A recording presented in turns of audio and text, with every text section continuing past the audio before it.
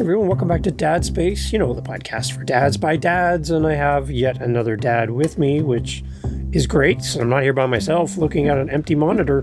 Dan Roth is with me, and Dan's here to share a little bit about his dad story, about his two amazing girls, and give us some insight from another dad. So, hey, Dan, thank you so much for being here. It's a pleasure, you betcha. Happy to be here today. It's great. So, Dan, tell everybody where you are in this big world of ours. Come on, man. So I am coming to you from San Diego, although I never call myself a Californian. I grew up in the East Coast and Jersey, very proud Jerseyan. Moved out here about 13 years ago, met my wife, and the rest was history. Now we got, the twin 4.5-year-old girls and living life. Good. Amazing. So we connected for Dad Space to have you come on and share your dad's story. What, as a dad, fellow dad to dad here for now, what kind of resources have you found in podcasting and content that you find help support you as a dad? Are you hearing a lot of it out there? Do we need more of it? Kind of selfishly asking the question, by the way. Really interesting question, because I was that dad that read every book ahead of time. And because just being completely transparent, being ADHD myself, I was worried about being a father because I knew what the idiosyncrasies I was dealing with were, and I didn't want that to come into play as a father. So I was really, really scared. And what is that neither my wife nor I had twins on either side of our family. So we were expecting one. We get two pop out. So I read every single book. What I realized from the get-go was that all those books went out the window, and there was a lot more intuitive behavior and intuitive adaptation once the girls were born. The only thing I will never claim to have gotten correct is swaddling. That I was never able to get it like real tight, and but when to answer your question directly, I don't think I ever searched them out. Like, I went into the dad groups on Facebook, but the dad groups are so crazy. The only thing that beats them is the mom groups, which, like, I never thought mom groups would be crazier than dad groups. But everything I've heard from my wife, that's like, I'm going to age myself a little bit, but mom groups are the equivalent of the Richard Bay Show, for anybody that remembers that. Okay, yeah, that's a good picture. Yeah. The people that get that one are really going to get a kick out of it. The people that don't are going to have no idea. But yeah, I mean, I think for some dads, it's really beneficial to have some of the stuff out there. For me, I just had to roll with it and figure out what I was doing. I mean, I was also that dad that after my wife pumped, like, I wanted to cover for her during the night because she got a C-section. So I would start drinking coffee at 9 p.m. at night and have 5 cups of coffee by 6 a.m. Just to feed the girls. And then my wife, after 2 or 3 days, was like, Dan, you're useless the rest of the day, right? There's a trade-off. And these are the things that I had to learn over time. I'll tell you a funny story before we continue, though. And my wife will never let me live this down. So I was so afraid of poop and changing diapers that I actually, and I wish I would have got it for you today, I took about 17 boxes of gloves home from the hospital, and I went and I bought a welder's mask, and I got a raincoat. So my wife, the first time she asked me to change my daughter's diaper, I said, okay, I got to go out to the garage for a second. 5 minutes later, I come back in. She's like, where were you? And she sees me, and I have a welder's mask on, gloves, and this rain jacket. And I'm like, I'm ready. Look like Darth Vader coming in. Yeah,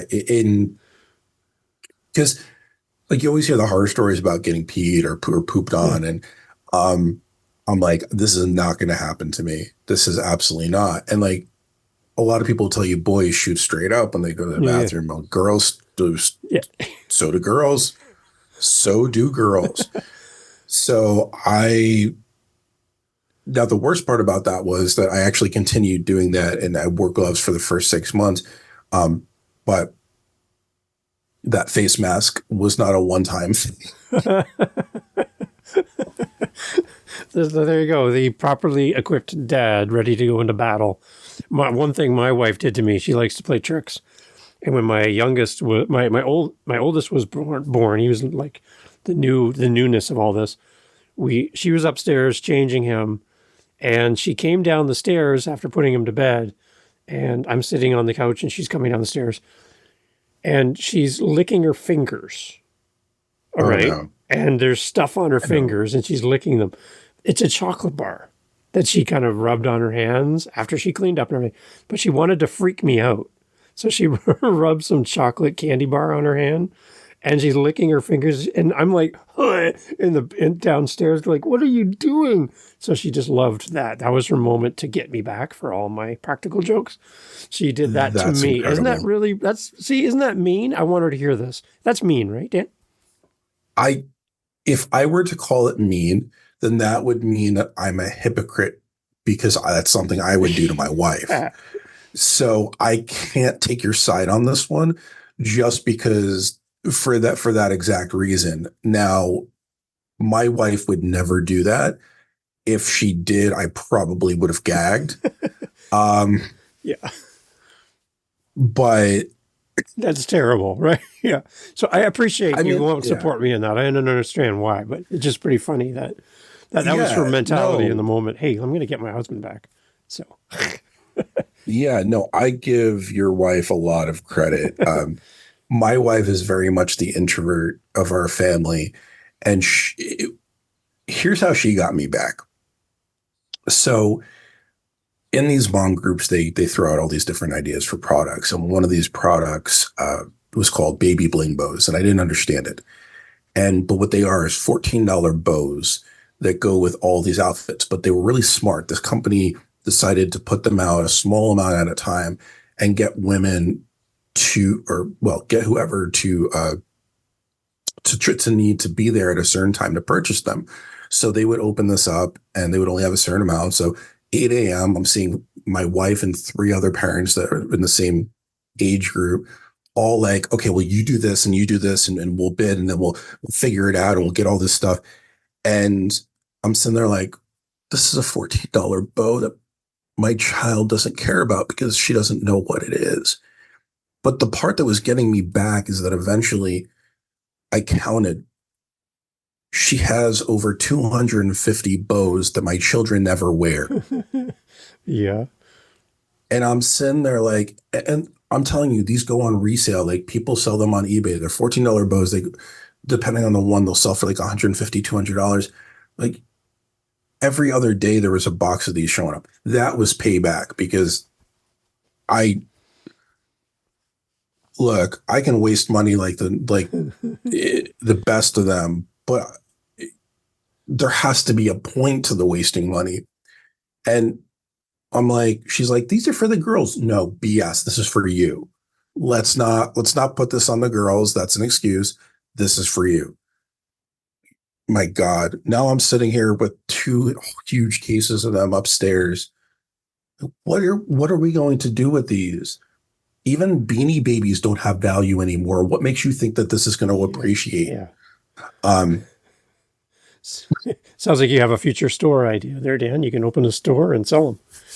There you go. Oh no, I will have nothing to do with them. If I do anything, I'm going to, this is a bit dark, but if I do anything, then I'm going to be taking them to a bonfire. There you go. I love it.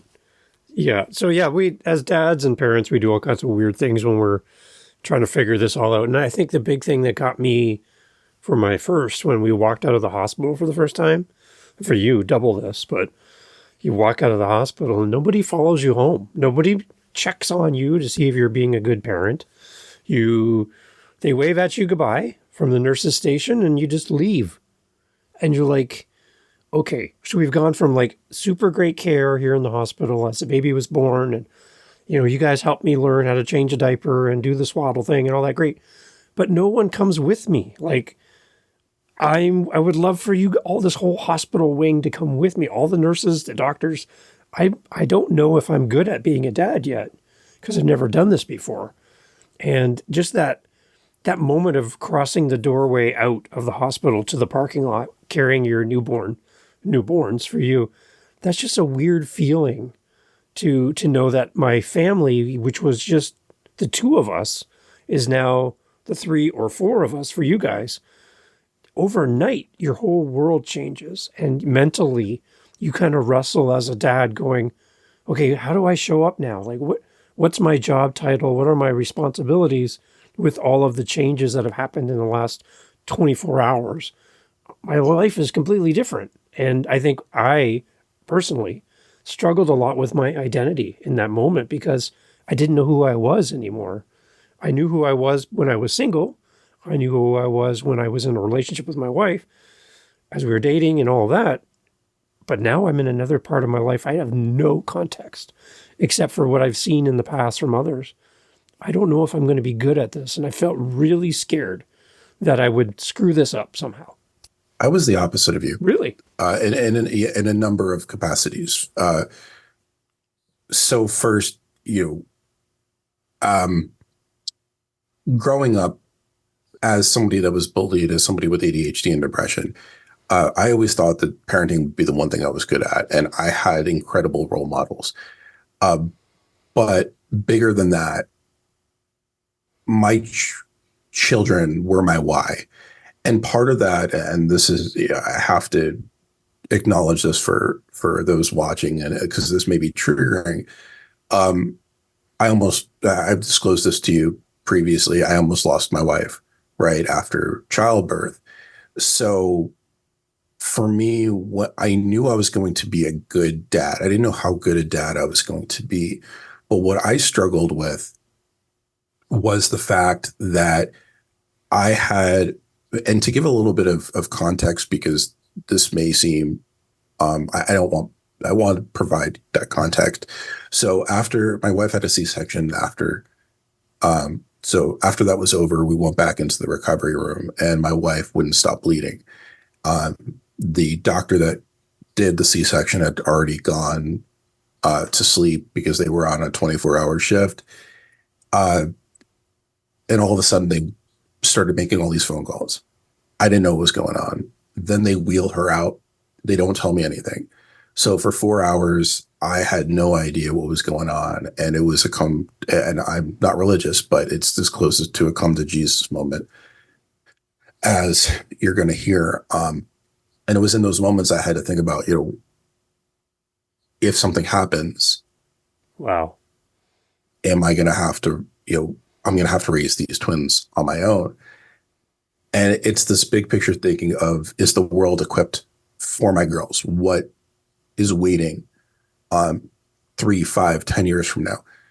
And in that moment, I realized that my life was going to be dedicated to creating a better world for my children. So right at that moment, it gave me a why. But going back to what you were talking about, the other benefit that we had was that we were very lucky to be gifted 2 weeks of an overnight doula. So we had somebody that came in every night to feed the girls and take care of them and change them, which was great because it allowed my wife, who was recovering from the surgery, to get sleep. But also, this is somebody that had been through it and had been through a rough pregnancy like my wife had. So I did have somebody that was able to really help me adjust and understand what I could be doing better, what I wasn't. And I was asking a lot of questions.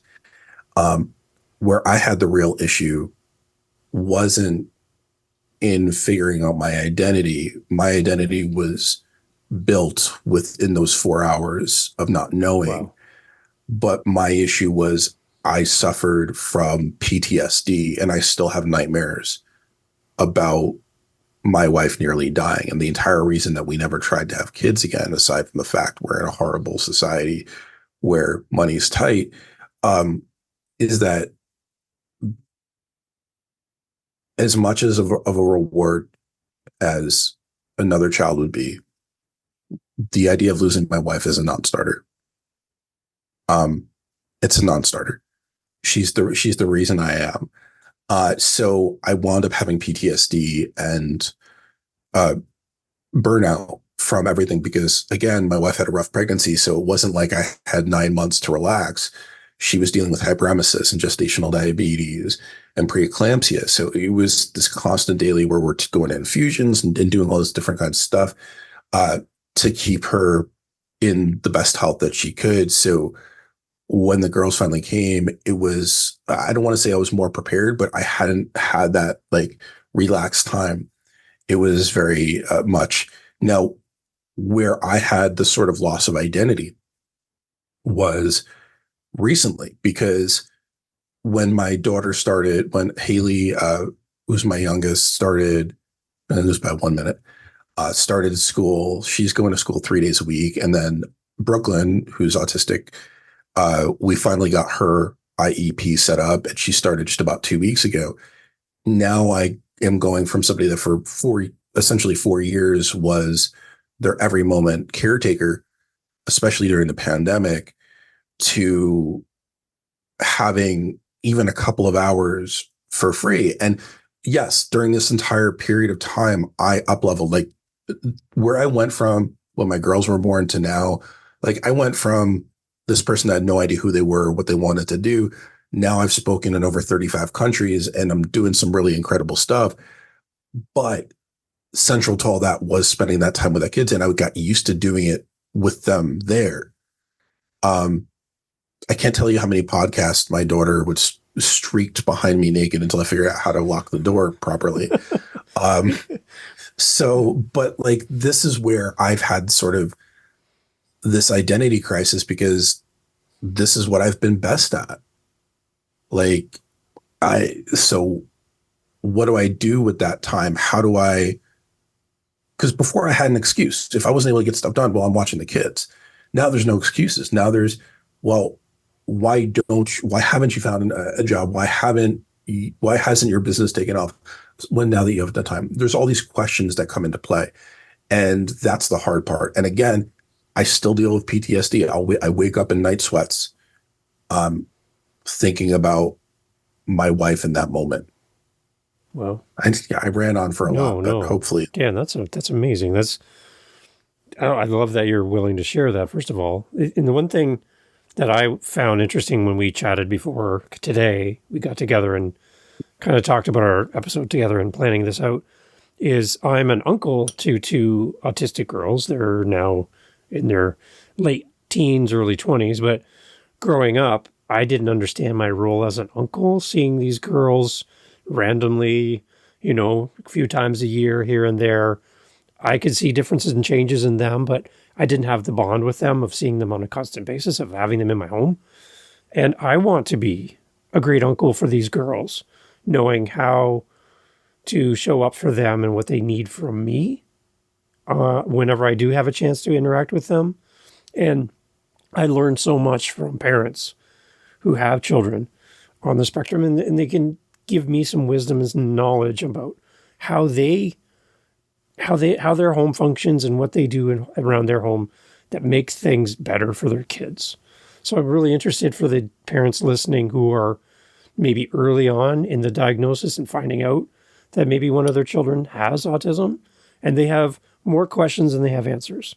And they're coming here going, I saw it in the title, so I'm here.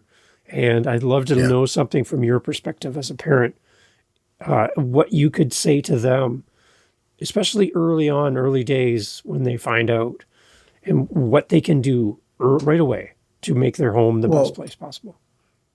The first thing I always have to tell people is that it's okay to be scared. Going in and finding out that your child has has challenges that they have to deal with is a terrifying experience. And the stigma behind autism and mental health disorders is such that we go in thinking the worst.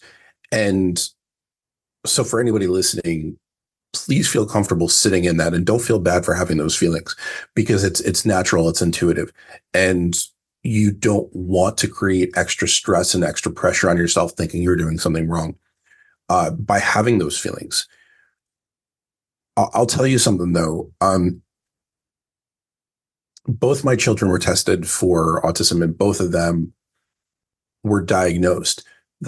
Haley, I took to the doctor, and I realized that the timing of the appointment was right in her nap period, and she wasn't showing what I knew. I rejected the diagnosis. My wife took Brooklyn, and it was with a different doctor. I did not like the first doctor, and my wife Jen accepted the diagnosis, and it was because there's a lot of opportunity for support by the state, Easter Seals, the regional centers, so on and so forth. So for those that are just finding out, please know that there's a ton of resources, whether it's community groups or otherwise. And for instance, Brooklyn got tested, was allotted 32 hours, where we have an ABA, which I forget the exact acronym for, come in, and they would work with her and figure out different ways to get her to communicate. And so she was getting consistent support, and it was at no cost to us.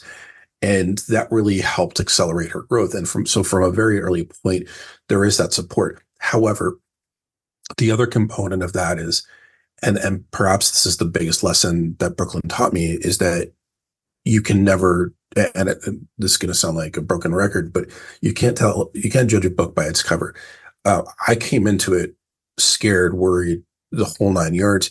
And it got to a point where I was sitting watching her with the ABA workers, and all of a sudden I realized I don't have to worry anymore, because the strides that she was making were so incredible that I'm like, she may learn things slower, she may learn things differently, but that doesn't mean she's not going to be able to have a fulfilling, happy life. And that was a huge weight off my back. So again, if you're watching this, a diagnosis does not mean it's the end of the world. And it's just how you choose to look at it and how you choose to handle it. Now, if you're asking, as an uncle inside the home, it's very individual. I would say you got to talk to their parents, because like Brooklyn really loves music, and she really loves sensory. So having like a little sensory station that you could pop out whenever they come over and have that texture is a real big thing. Other kids need quiet time and sort of a safe space. The biggest thing I recommend is you don't treat the child differently just because they have a diagnosis. You can still be supportive and provide them what they need without alienating. Yeah. Because they do understand. So yeah, they may need help, but that doesn't mean, but don't alienate and don't make that assumption. So, if the child is 4 with autism, don't go to the child and go goo goo gaga. Yeah. That's not going to work. But have that discussion. Yeah. I had a dad on the Dad Space podcast here, and his daughters have autism as well. And he said one of the things that he learned as a dad was that one of his daughters couldn't express or didn't realize why it was important to express love in touch and in words, because it seemed foreign to her that you need to know that I love you. It just it doesn't add up, and I don't need to touch you because I can't. Doesn't make sense to her that that's how you show and demonstrate love. So what she does for her dad is she knows that her dad loves acorns, little acorns that she would see on her walk to and from school. And her dad mentioned that he loved acorns. So what she does for her dad is every time she walks to school and walks home, she fills her pockets with acorns and gives them to her dad when she gets back from school. And that's her demonstration of love, in that she doesn't hug or doesn't give you loving words that, that might be expected. Her expectation of showing and demonstrating love is a handful of acorns. So while he was on my podcast, he reached behind him in the back, and there's this big overflowing bowl of acorns. And he showed it to me on the camera. He's like, "This is how much my daughter loves me." And I'm like, "Oh my gosh." Like, do you have to demonstrate love by words? Do you have to demonstrate love by touch? No. It can be a handful of acorns. That's what meant the most to her, and how she could express to him how much she loved him. And I'm like, that is such a great visual for any parents to realize that your kids will find their own way to communicate with you and show you what they want to tell you. It might not be the way you're expecting them to demonstrate it, but it's going to come out. They just got to find their way of communicating to you. And as a uncle, I'm like, that made a lot of sense to me. Yeah. And even, first of all, that's an extremely emotional example. And thank you for sharing. And if that father is listening, what a wonderful gift to the world your child is. Um, I don't even know where to go from there, because it's such. Oh, here's where I was going to go. Part of this is, when it comes to love, and specifically, one of the other aspects that I have to bring up is that a lot of kids are taught about echoing, whether it's through PECs, whether it's through otherwise. And one of the challenges that parents with autism go through is that my daughter, so Brooklyn, can echo. If I say, Brooklyn, love, she'll say love, you. So she could actually say the words. But part of the thought that goes on in the mind of the parent is, does my child really love me, or are they just echoing what I'm saying? And again, this is a natural thought process behavior, but what we're teaching that child to do is at least know the terminology and the language. So, and whether they choose to use it or not, is really up to the acorn. So it's just about how that child interacts and how they do things. I've always had a really, really tight bond with Brooklyn. I think, coming from being someone that is neurodiverse, and I love both my children equally. I don't think I need to mention that, but I was very drawn to Brooklyn, and I understood, because I get what it's like to not be able to express yourself the way that you want to. And there's a lot of frustration that comes with it. And one of the things that happens with children with autism is that a lot of that frustration is in their lack of ability to communicate. I don't care where on the spectrum they are, they want to be able to express themselves. And when they're not able to, that frustration manifests, whether it's in the form of, my daughter bites her hands, we have to teach her mechanisms for dealing with that, or whether it's throwing a hissy fit, or whatever the case may be. There is this manifestation when it comes to communication. And that's the one constant that I've seen in as many parents as I've spoken to, that their child has autism, or is on the spectrum, or even ADHD. So there's a lot to it. Yeah. And I think of the parents listening, and maybe their child is nonverbal. And as a parent, when I'm looking back at my kids when they're growing up too, you kind of track their learning by learning words and learning sentences. And that's kind of a measuring stick that we were taught, and how to kind of see your children progress. And to have a nonverbal child in your home, I think that can lead to maybe feeling like you're not keeping up with everyone else, with your kids. Maybe you might get frustrated with yourself as a parent. What am I doing wrong? Maybe if your child's undiagnosed, like, there's so many things we wrestle with as parents, that I just want people to understand that there are people out there to help you. There's people who can come into your life who can teach you the things you don't know as a parent. And going back to me leaving the hospital, I did not know what I did not know. So there was no way for me to know what I don't know. So I'm going to have to learn these things. So if your children are having challenges in front of them that they're working through, you need to partner with somebody who knows what you don't know, so that you don't get frustrated, your children don't get frustrated. And that constant cycle of frustration doesn't bring value to your home. It makes everything worse. So having that expert, like you say, come into your home and help your daughter, that's amazing, because you're learning tips and tools that you can use when that person leaves. So as a parent, you can also then reinforce what your kids are learning. Yeah, and let me say that nonverbal does not mean lacking Right. intelligence. Uh, I have to mention it because I want to make sure ironically, that I verbalize some of the stuff that's not said. Um, but yeah, it's extremely helpful. And, you know, it was challenging for us because I'm from the East Coast. My parents live in Florida. My brother-in-law moved up to Washington State. So we really only have my mother-in-law. So we were very limited on who we could actually rely on and support us. So we really had to, well, I'll be honest, our family was very insulated. Were only able to really rely on each other, but we really had to learn to look outward. And the big thing for that was when we started working with our regional center with the Easter Seals, that's when we really started getting the support we needed. But a lot of times parents don't know where to reach out to or who to reach out Right. to. And at least in the United States, a lot of the services and support systems are individual by state.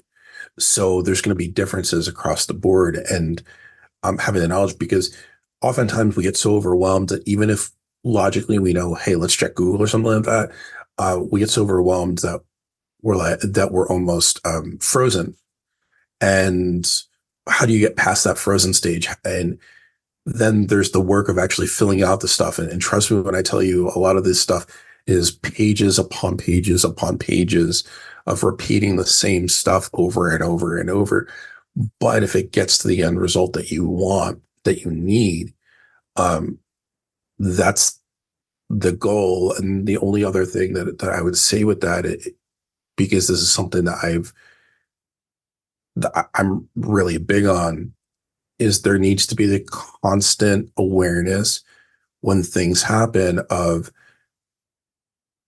is what I'm feeling because of me or what is best for my child. Like I could have held my daughter from going into school longer. I could have changed the IEP and gone through that. But is that helping me or is that helping her? So at the end of the day, there needs to be that awareness through each situation where you may think that you're at a disadvantage or you may be hurt by something, but that may not necessarily correlate directly to how your child would interpret or need that service.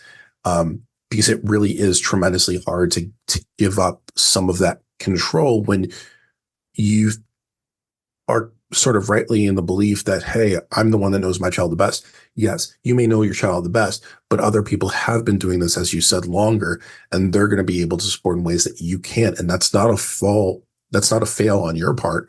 That's just, it's actually a success by understanding that and taking the appropriate action. I love it. So, some of the joys of being a dad. What just lights you up as a dad? You wake up in the morning, you put your feet on the floor, and you're like, "Hey, I'm a dad. Like this is really kind of cool." What are some of the things that for you are just like a joy when you think about your kids, your home? What lights you up as a dad? Everything. Nice. Um, and I know it's, yeah, I know how that sounds, but I've really had to learn throughout my life to live in the moment the best I can. And every morning, so here's how my family works. We in the morning, I will go and I'll hear my daughters, and then I'll open the door, and my daughter Haley, who's a mama's girl through and through, I make her give me a hug, and then she runs and she goes to my wife who's still sleeping, and she pushes her. She goes, "Mama, mama, mama, mama, mama, wake up, wake up, wake up, wake up." I take huge joy in that. It's as funny as anything to me. The wife doesn't love it. I do. So she does that. And then I go back in and Brooklyn loves to lay in bed. So I'll go and I'll give her a kiss on the cheek when I see her eyes open and then I see her face light up. Uh, I love watching them play on the playground. And right now they're really big into make believe. Every step they take, everything that they do, it's a tremendous joy. Just the idea of being a dad, understanding that I'm doing everything I can. I'm doing things the right way to ensure that they're growing up in a place of understanding, in a place of um, compassion, and I'm teaching them that they could be anything that they want to be, and they don't have to abide by traditional gender rules or Yeah. societal norms, and they could push the pace. These are all things that make me really happy. Nice. There's the only thing I don't like about being a parent is changing poop. Yeah. Um, that's and that's partly my fault because my children um, stink. Yeah. Um, but yeah, it's just my entire life. I would never have been able to tell you what makes me happy because my life's been devoted to others. I can say with 100% certainty that the only thing in this world that I know makes me happy is my children. Nice. Love it. What about for the dads that are going to find out coming up that they're going to be having multiple births? They're going to have 2, 3, 4. How do you, as a dad, I don't. So my kids aren't. I have no twins in my family at all. Don't faint. Yeah. So how do you establish identity for the two separate from each other when they come as a group package, where you don't treat them like a group, you treat them like who they are individually? That balancing act that you have to do. How did you navigate that early days so that you recognize the identity, the unique qualities of the two of them separately, but then also the package deal that you now have? Because you've gone from the two of you to the four of you overnight. Yeah. That's a big change. So how do you do that? Well, so first of all, I think communication with your spouse is critical. And you know, when so Jen and I had sort of an advantage and a disadvantage. We tried to have kids a couple of years before we did. And then my mother-in-law had cancer. So we had to put it off to take care of her, and she's fine now. So we had thought and talked through a lot of things. And one of the things we both agreed on was that we wanted our children to be independent. Now, at the time, we didn't realize we were having twins, but we wanted them to have their own voice. We don't care about dressing them the same. In fact, we prefer that they don't dress the same. We want to allow them to gravitate towards what they want to gravitate towards. And it's a lot of effort because there are times where you want to make it just easy and get two of everything. And it's like, no, I don't want to do that. If you want to wear pink and you want to wear blue, let's do that. The other thing that I think is really important when having twins is giving them each independent time with each parent. So it's great to be part of a collective, but at the same time, you want to make sure that each child has those special experiences with each one, because while together they're going to see everybody happy, individually they could learn so much more and feel so much more than they otherwise would be able to. And just having that ability, like even something as simple as going to Target and letting your child pick out toys. Well, if you go both of them, then one may gravitate and say, hey, I want exactly what sister has. But if you take them independently, you get a lot better idea of what they're actually interested in. That's a good point. Yeah. So these are a lot of those things that we just don't think about that we want to. I mean, Haley, her first word was shiny and her second word was shoes. By the way, that's when I knew I was screwed. Brooklyn was, in spite of having autism, she was our active one. She was climbing on things from a very early age. She wanted to be doing different stuff, and that's cool.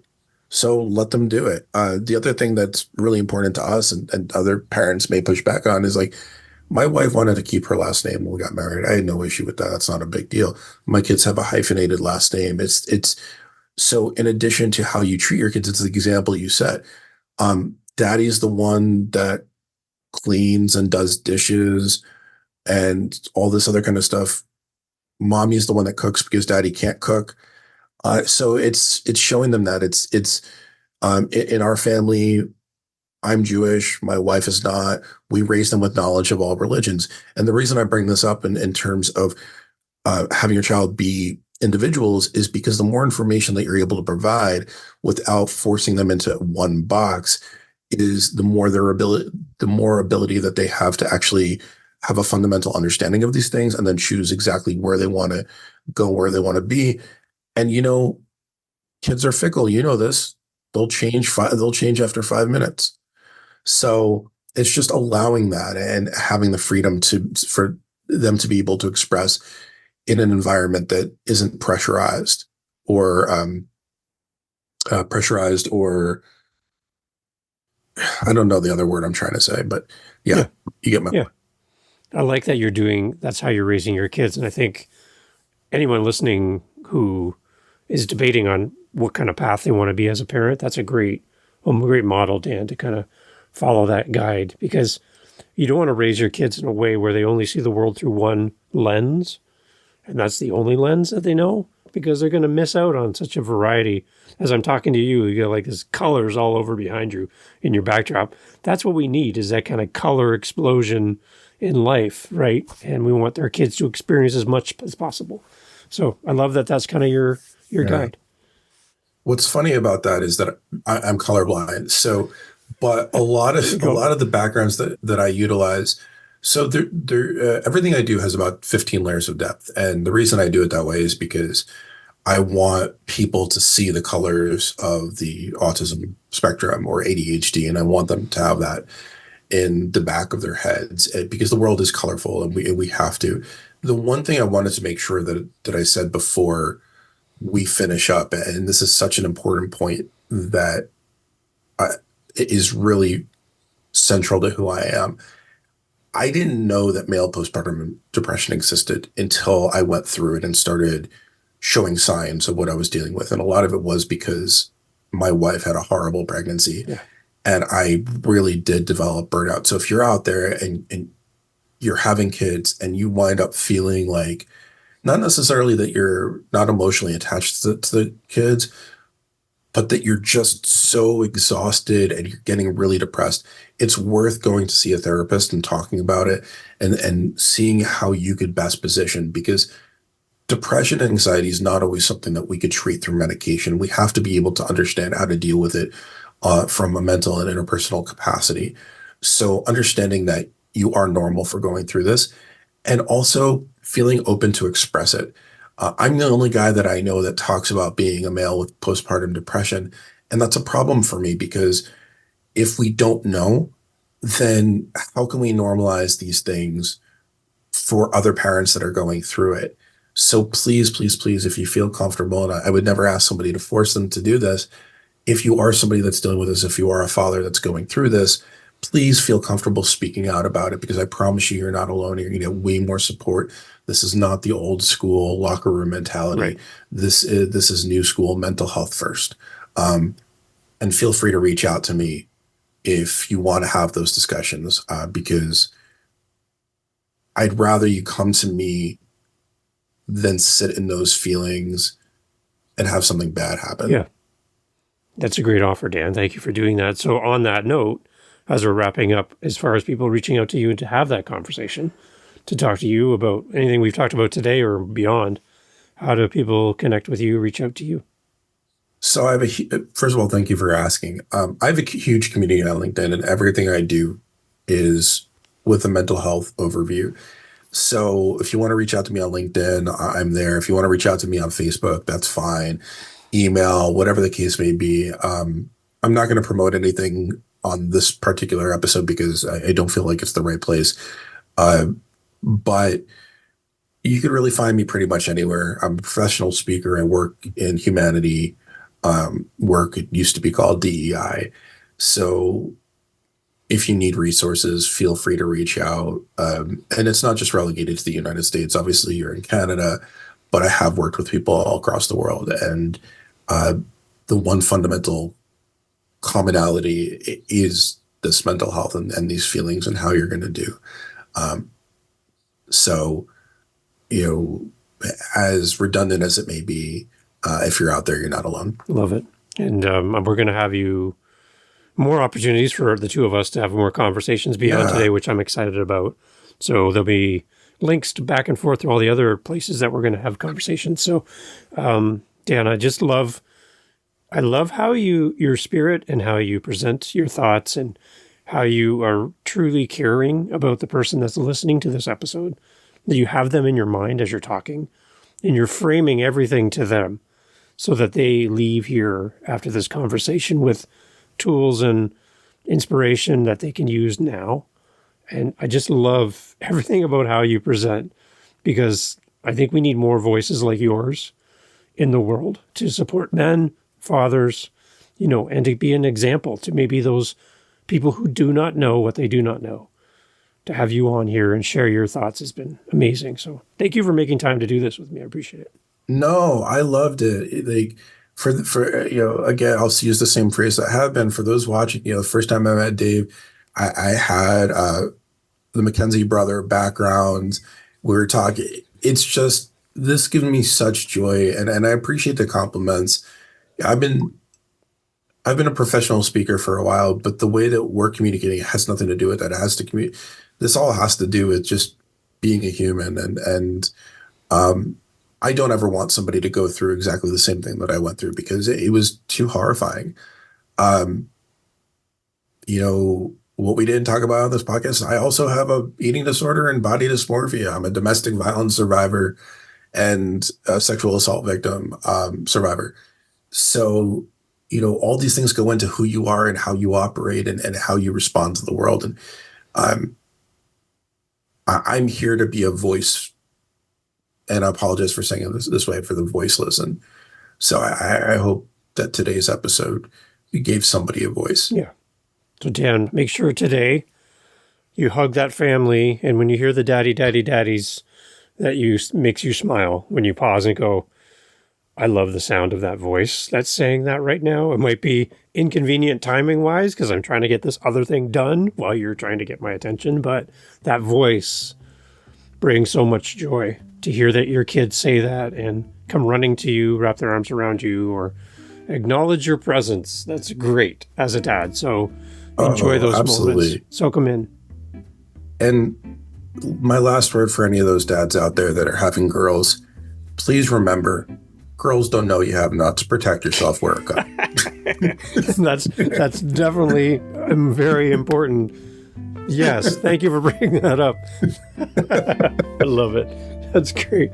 Everyone, all the information for Dan will be in the show notes if you want to reach out to Dan.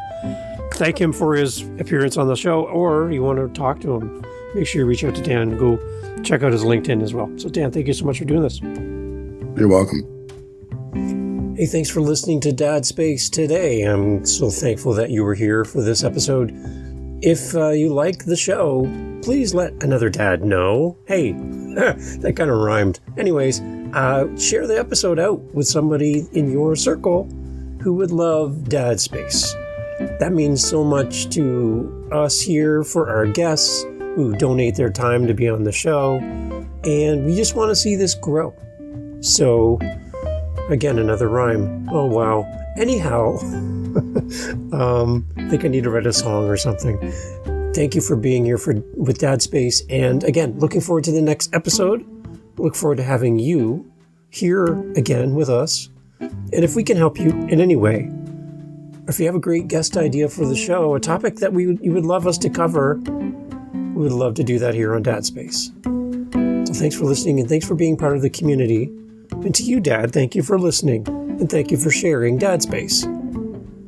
Catch you on the next one. Take care.